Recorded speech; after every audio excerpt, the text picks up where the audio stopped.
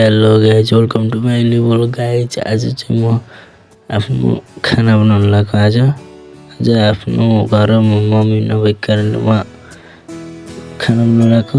पहिलो कुरो चाहिँ मैले आलु काटेँ। आलु चाहिँ म के आफ्नै फोनमा धमाधम काटिरहेँ।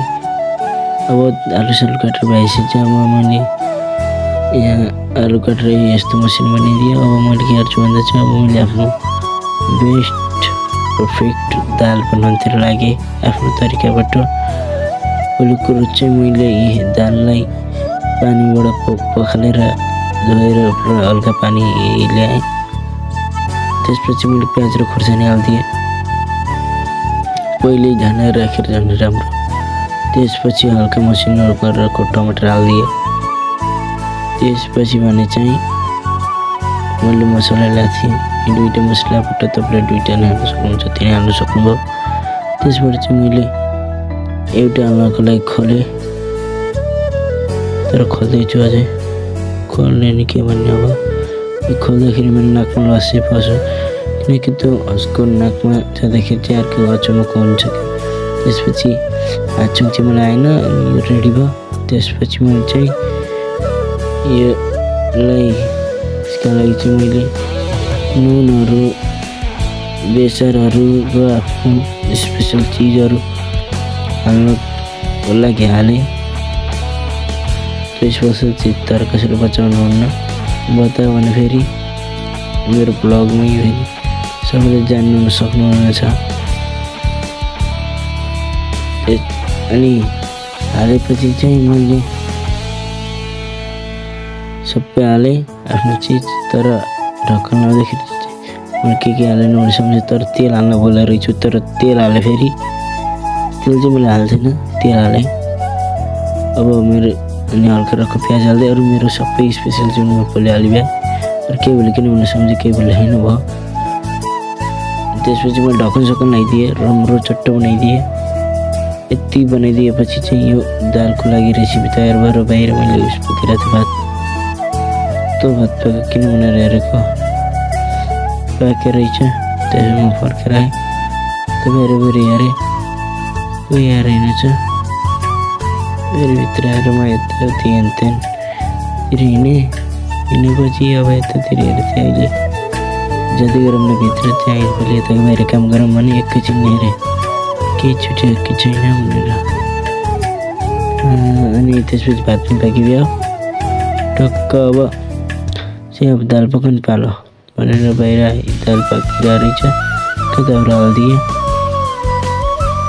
दाउरा हालेँ। हल्का बोलेन कि मलाई ग्यासमा भन्दा चुलोमा हल्का गाह्रो लाग्छ, त्यही भएर चाहिँ गर्नु पऱ्यो।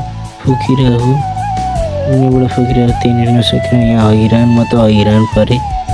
हैरान परेपछि ज्ञान भन्छ गर्नु त पऱ्यो। त्यसपछि त्यो गरेपछि म भित्र आएँ। भित्र आएपछि म यताउति केही नभएर अब यहाँ फरुवा रहेछ र हल्का झाडु साडु लाउनलाई म आफ्नो पारमा नि यो भाइ फेरि यताउति डुलेर थियो। यहाँ काम नभएर दही खेल्न चाहिँ भइरहेको थियो। म फेरि आफ्नै भाइ जाँदैखेर म ल्याउँछु भनेर यहाँ करेसा लगाएँ टक्क। गाजी मैले झाडुले गरेँ नि भाइ। अब पालो दाल हेर्ने कस्तो भयो। दाल उहाँ घर बन्दै थियो, जुन भाइ आएको थियो त्यही भाइको घर हो त्यो बन्न लाग्यो। अब अझै पाकेन भने चाहिँ एक दुई सिटी हानेको थियो, अझै हाल्नु पऱ्यो भनेर अझै दाउरा हालेँ। यो दाल पकाउन गाह्रो अरू भन्दा नि, तर फेरि पाक्यो भने मिठो चाहिँ मिठो हुन्छ। यति भयो। त्यसपछि दाल नि उतारिदिएँ मैले। अब उसको लागि चाहिँ त्यो अघि मैले आलु काटेको थिएँ, त्यसको लागि मैले आगो बालेँ एकैछिन। यो भाइ यताउति डुलेको थियो, बाबु जाऊ भनेको नटेर सिक्या नि। त्यसमा भित्र आएँ। भित्र आएर बिस्तारै आएर कस्तो हालत रहेछ। अनि मैले एक चुट्कीमै चट पारिदिएको त कस्तो बबाल बनिदिरहेको कि गाइज हेर्नु त क्या राम्रो छ नि। मैले बेड चाहिँ फेरि राम्रै सुन्दरता बनाएको के। यति गरेर म बाहिर आएपछि अब यो जुन मैले युज गरेको थिएँ नि अघि, त्यसको लागि चाहिँ मैले आलुको लागि मैले लिएर हिँडेँ सामानहरू हल्का फुल्का। बाहिर राखेँ। त्यसको लागि कराही लिन आएँ बाहिर अनि हिँडेँ। अनि लगाएँ, अघि आगो बालिरहेको थियो, मैले त्यही आगोमा राखिदिएँ। त्यसपछि सामानहरू लिन आएँ, त्यही आलु अघि मैले युज गरेको थिएँ जुन अघि आलुलाई चाहिँ त्यही आलु मैले हालिदिएँ। नुन बेसार लिन आएँ। लिन आएपछि चाहिँ म नुन बेसार चाहिँ हाल्नै पर्छ, नहालिकन गाइज फेरि खल्ला हुन्छ। त्यही भएर मैले नुन बेसारेर पकाएँ। गाइज हेर्नु सक्सेस यस्तो भयो, यस्तो बबाल मिठो चट्टो परेको खाउँ लाग्दो आलुको सब्जी नि के भने आलुको भुजिया मस्त पकाएँ, मस्त पकाएँ। किनकि त्यसलाई जति पकायो त्यति मिठो हुन्छ। मस्त पकाउनु पर्छ आलुको भुजियालाई। रातो बनाउनु भने कुरुम कुरुम कुरुम खाए जस्तो हुन्छ, मजा आउँछ। खाएको नि हल्का स्वाद लिन मजा आउँछ। हल्का स्वादको तरिका नि हल्का अर्कै बेग्लै हुन्छ। गाइज अरू भ्लगलाई यति, बाई बाई।